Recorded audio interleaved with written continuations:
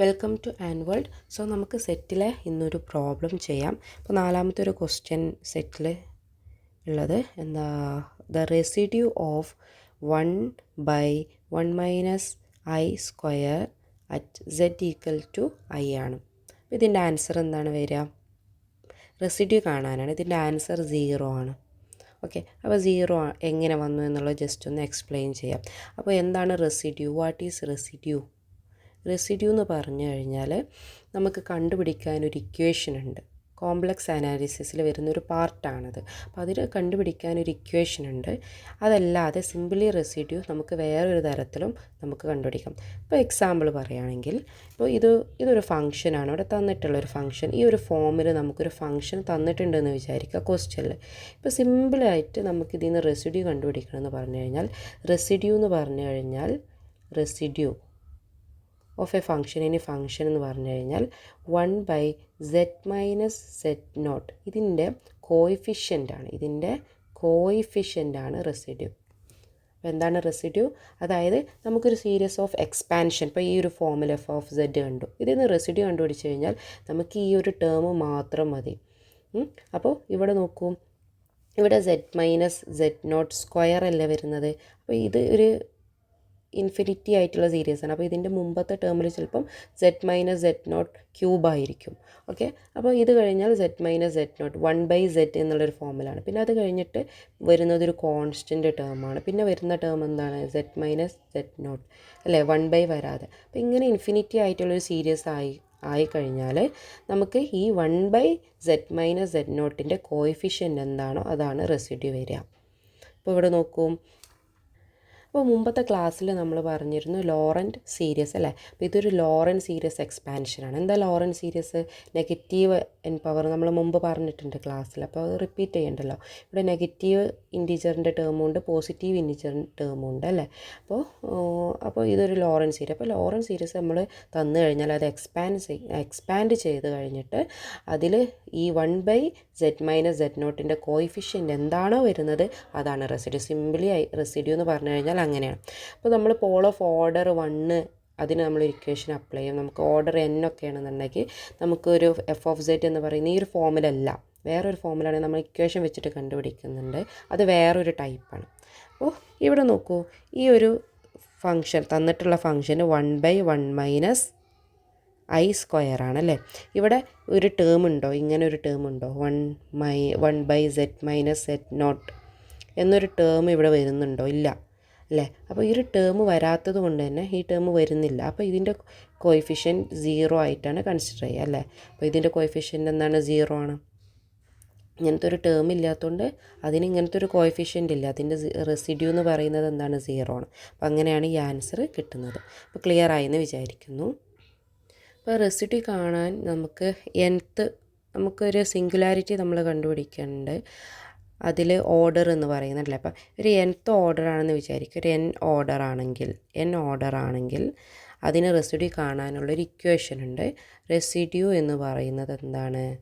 Residue of function, ഒരു function z0 residue കാണാനുള്ള equation 1/n-1 limit z tends to z0 d/dz power n-1 z-z0 power n f(z). So ഈ ഒരു form വളരെ important ആണ്. അപ്പോൾ നമുക്ക് ഇനി ഇക്വേഷൻ ഇങ്ങനത്തെ ഫോമിലല്ലാതെ വരാം. അപ്പോൾ അതിൻ്റെ റെസിഡ്യൂ കണ്ടുപിടിക്കാൻ വരാം. അപ്പോൾ ഈ ഇക്വേഷൻ അപ്ലൈ ചെയ്തിട്ട് നമുക്ക് കണ്ടുപിടിക്കാം. പിന്നെ രണ്ടാമതായി പറയാനുള്ളത്, ഇത് സിമ്പിൾ പോൾ ആണെന്നുണ്ടെങ്കിൽ ജസ്റ്റ് ഓർഡർ n=1 ആണെങ്കിൽ നമ്മളതിനെ പറയും സിമ്പിൾ പോൾ എന്ന് പറയും ഒരു ഫംഗ്ഷൻ്റെ. അപ്പോൾ ഇത് സിമ്പിൾ പോൾ ആണോ അല്ലേ എന്നുള്ളതൊക്കെ എങ്ങനെയാണ്? നമ്മളൊരു ഫംഗ്ഷൻ തന്നിട്ടുണ്ട്, ഒരു f(z). അപ്പോൾ അതിൻ്റെ z-1 എന്നുള്ളൊരു ഫോമിലാണെന്ന് വിചാരിക്കുക ഫംഗ്ഷൻ. അപ്പോൾ ഇതിൻ്റെ ഇവിടെ ഉണ്ടാകുന്ന ടേം ഉണ്ടല്ലോ, അതിൻ്റെ പവർ, ആ പവറാണ് യഥാർത്ഥത്തിൽ ഈ പോൾ എന്ന് പറയുന്നത്. അപ്പോൾ ഇവിടെ 1 ആണെങ്കിൽ സിമ്പിൾ പോൾ 1 എന്ന് പറയും. ഓക്കെ, അപ്പോൾ ഒരു സിമ്പിൾ പോൾ ആണെന്നുണ്ടെങ്കിൽ നമുക്ക് റെസിഡ്യൂ കാണാനുള്ള ഇക്വേഷൻ എന്ന് പറഞ്ഞു കഴിഞ്ഞാൽ ഇതിൽ n=1 കൊടുത്താൽ മതി. അപ്പോൾ അത് n=1 കൊടുത്തു കഴിഞ്ഞാൽ നമുക്ക് കിട്ടുന്ന ഇക്വേഷൻ എന്ന് പറഞ്ഞു കഴിഞ്ഞാൽ ജസ്റ്റ് സിമ്പിളായിട്ട് limit z tends to z0 z-z0 f(z) ഇങ്ങനെ കണ്ടുപിടിച്ചാൽ മതി. അപ്പോൾ നമ്മൾ ഇതിലൊക്കെ സബ്സ്റ്റിറ്റ്യൂട്ട് ചെയ്ത് വരുമ്പോഴത്തേന് ഒരുപാട് സമയം, അപ്പോൾ ഇത് ജസ്റ്റ് ഒന്ന് പഠിച്ചാൽ മതി. അപ്പോൾ നമുക്ക് സിമ്പിൾ പോളാണെങ്കിൽ നമ്മൾ ഇതൊക്കെ സബ്സ്റ്റിറ്റ്യൂട്ട് ഒക്കെ ചെയ്യുമ്പോൾ ഒരുപാട് സമയം കൺസ്യൂമിങ് ആണ്. അപ്പോൾ നമ്മൾ ജസ്റ്റ് ഈ ഒരു പാർട്ട് മാത്രം, ഇവിടെ n 1 ആകുമ്പോൾ അത് ഓർഡർ 1 - 1 0 ആയി പോകും. അപ്പോൾ ആ ടേമിൽ അപ്പോൾ നമുക്ക് z-z0 എന്താണോ തന്നിട്ടുള്ള ഫംഗ്ഷൻ, ഗിവൺ ഫംഗ്ഷൻ f(z), ആ z-z0 ഇങ്ങനെ ചെയ്ത് കഴിഞ്ഞാൽ അതിൻ്റെ റെസിഡ്യൂ കിട്ടും. ഓക്കെ, ഈ ഒരു ഭാഗത്ത് നിന്ന് ഇമ്പോർട്ടൻ്റ് ആയിട്ട് വരുന്ന മറ്റൊന്നാണ് റെസിഡ്യൂ തിയറം എന്ന് പറയുന്നത്. റെസിഡ്യൂ തിയറം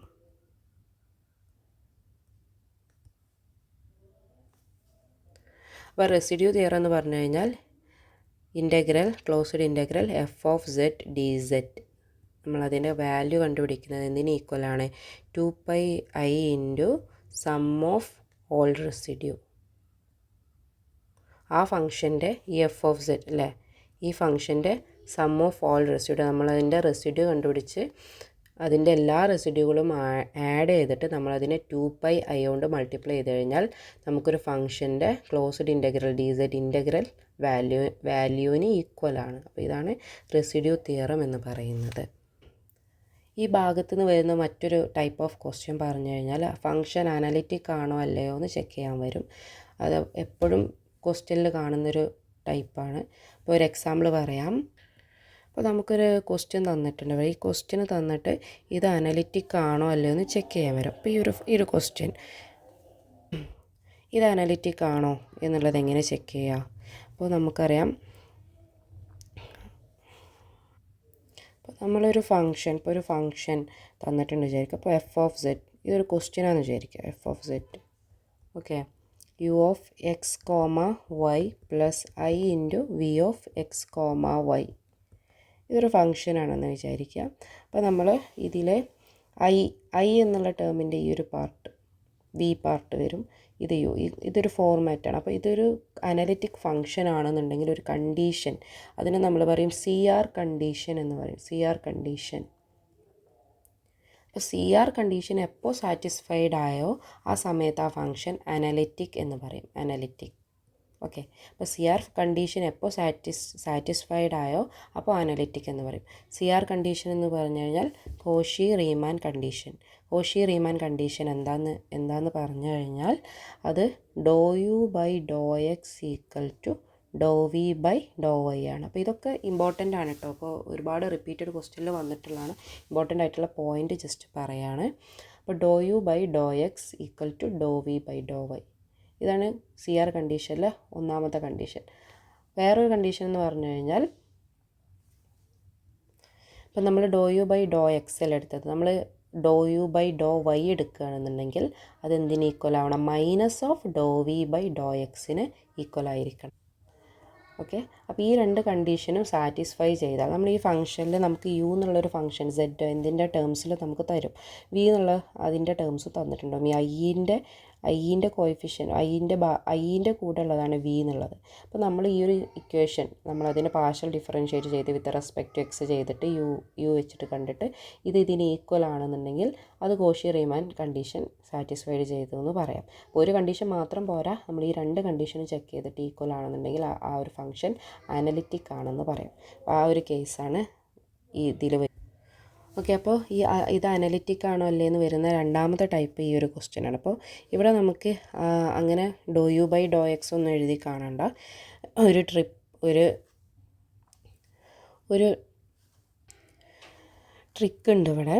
എന്താണെന്ന് വെച്ച് കഴിഞ്ഞാൽ, അതായത് ഇപ്പോൾ സെഡിൻ്റെ പവേഴ്സ് ഫ്രാക്ഷനായി വന്നു കഴിഞ്ഞാലോ അല്ലെങ്കിൽ z ബാർ എന്ന് പറഞ്ഞു കഴിഞ്ഞാൽ z എന്ന് പറഞ്ഞു കഴിഞ്ഞാൽ x+i(y) ആണ്.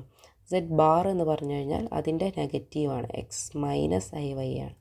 അപ്പോൾ ഈ z ബാർ ഉള്ള ടേംസ് ഒരു ഫംഗ്ഷനിൽ വന്നിട്ടുണ്ടെങ്കിൽ അത് അനലിറ്റിക് അല്ല. അപ്പോൾ നമുക്ക് ഇതൊന്നും കണ്ടുപിടിക്കേണ്ട ആവശ്യമില്ല. z ബാർ ഫോമിൽ ഇങ്ങനെ മൈനസിൻ്റെ ടേമിൽ വന്നിട്ടുണ്ടെങ്കിൽ ആ ഒരു ടേം വന്നിട്ടുണ്ടെങ്കിൽ അത് അനലിറ്റിക് അല്ല. അതേപോലെ zൻ്റെ കൂടെ ഫ്രാക്ഷൻ നമ്പേഴ്സ് വന്നിട്ടുണ്ടെങ്കിൽ അതും അനലിറ്റിക് അല്ല. അപ്പോൾ നമ്മളത് ചെയ്ത് നോക്കണ്ട. അപ്പോൾ അങ്ങനത്തെ ക്വസ്റ്റ്യൻ തന്നിട്ട് അത് അനലിറ്റിക് ആണോ അല്ലേ എന്ന് ചെക്ക് ചെയ്യാൻ വരാറുണ്ട്. അതുകൊണ്ട് തന്നെ ഈ ഒരു ഫംഗ്ഷൻ അനലിറ്റിക് ആണോ? അല്ല. അപ്പോൾ this function is not analytic. അപ്പോൾ ഇത് അനലിറ്റിക് ആണോ എന്ന് ചോദ്യം ചോദിക്കാം. അപ്പോൾ ഇതാണെന്നുണ്ടെങ്കിൽ ഈ ഒരു ഫോം ക്വസ്റ്റ്യൻ ആണെന്നുണ്ടെങ്കിൽ നമുക്കതിനെ ജസ്റ്റ് ഒന്ന് റീഅറേഞ്ച് ചെയ്ത് നോക്കാം. അപ്പോൾ നോക്കൂ, നമ്മൾ ഈ ഒരു ടേമിനെ റീഅറേഞ്ച് ചെയ്ത് കഴിഞ്ഞാൽ അപ്പോൾ എക്സ് പ്ലസ് ഐ വൈ എന്നുള്ളതിനെ നമുക്ക് കമ്പൈനായിട്ട് സെഡ് എഴുതാം. ഇനി എക്സ് മൈനസ് ഇതിൻ്റെ സെഡ് ബാർ എന്ന് പറഞ്ഞു കഴിഞ്ഞാൽ നേരെ ഓപ്പോസിറ്റ് മനസ്സിലാക്കിയാൽ മതി. അതായത് പ്ലസ്സിലോടത്ത് മൈനസ് വരും, ഐ വൈ. ഇതാണ് സെഡ് ബാർ എന്ന് പറയുന്നത്.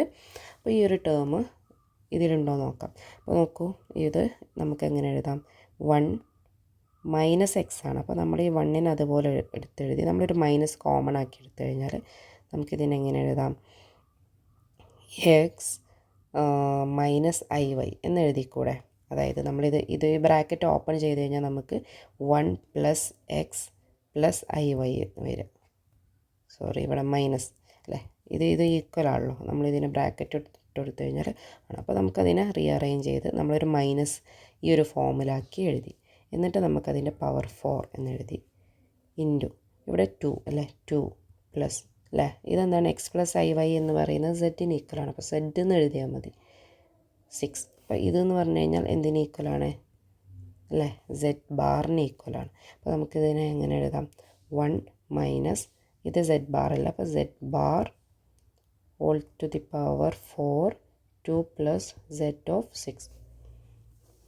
അപ്പോൾ ഇവിടെ സെഡ് ബാർ വന്നിട്ടുണ്ട്. അപ്പോൾ ഈ ഒരു ഫംഗ്ഷൻ എന്തല്ല? അനലിറ്റിക് അല്ല. അപ്പോൾ നമ്മൾ ആ ഫോം വെച്ച് ചെയ്യേണ്ട. അപ്പോൾ ടൈപ്പ് വരുമ്പോൾ ഇങ്ങനെ കോമ്പിനേഷൻ എക്സ് പ്ലസ് ഐ വൈൻ്റെ കോമ്പിനേഷനായിട്ട് വരുമ്പോൾ സെഡ് എന്നുള്ള ടേമിൽ എഴുതുമ്പോൾ നമ്മൾ സെഡ് ബാർ ഉണ്ടാകുന്ന നോക്കിക്കഴിഞ്ഞാൽ അങ്ങനെ നമുക്ക് സിമ്പിളായിട്ട് സെഡിൻ്റെ ഫ്രാക്ഷൻ വന്നാലും സെഡ് ബാർ വന്നു കഴിഞ്ഞാലും ഫംഗ്ഷൻ അനലിറ്റിക് അല്ല എന്ന് എഴുതാം. അപ്പോൾ ഈ ഒരു കാര്യങ്ങളൊക്കെ ഇതുമായി ബന്ധപ്പെട്ട് പറയാനുള്ളതാണ്. ഇനി വേറൊരു കേസ് ഇവിടെ പറയാനുള്ളത്, ഇപ്പോൾ ഫംഗ്ഷൻ നമുക്ക് എഫ് ഓഫ് സെഡ്, ഒരു എക്സാമ്പിൾ പറയാം. എഫ് ഓഫ് സെഡ് എന്ന് പറയുന്നത് 1/z-1 ഇൻറ്റു z-3 ഇങ്ങനെ ഒരു ഫംഗ്ഷൻ തന്നിട്ടുണ്ടെന്ന് വിചാരിക്കാം. അപ്പോൾ ഇതിൽ നിന്ന് ചോദിക്കാം, ഇത് പോൾ ഓഫ് ഓർഡർ, ഇതിൻ്റെ പോൾ എന്താണെന്ന് ചോദിക്കാം. അപ്പോൾ ഇതിൻ്റെ പോൾ എന്ന് പറഞ്ഞു കഴിഞ്ഞാൽ ഇതിൻ്റെ പോൾസ്, ഇതൊരു ക്വസ്റ്റ്യനാണ്. അപ്പോൾ ഇതിൻ്റെ പോൾസ്, ഈ ഒരു ഫംഗ്ഷൻ്റെ പോൾ എങ്ങനെ കണ്ടുപിടിക്കാം?